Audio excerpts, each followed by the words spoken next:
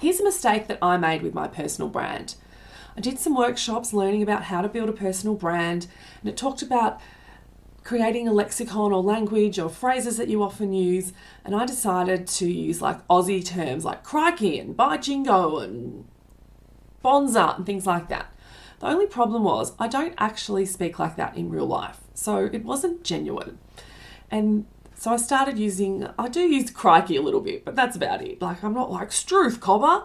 So when people met me, I didn't naturally use those terms. There was a little bit of a disconnect between what I was putting out in the world and what I was actually using myself. So while I think it's great to think about the phrases that you use and have that lexicon as part of your personal brand, it does have to be accurate so that when people consume your content and when they meet you, it's one and the same. It's much easier to produce content in your natural style because that's your natural style. You're not forgetting to put on your Aussie hat and suddenly speak Aussie, and then when they meet you, you think, oh, she doesn't actually talk that way. It's a bit of a disconnect.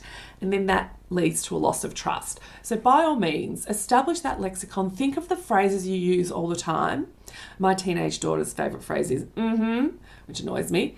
But use those phrases naturally in your content so that when people meet you, it's just a steady flow. And what they see is what they get. Don't make my mistake. Cheers.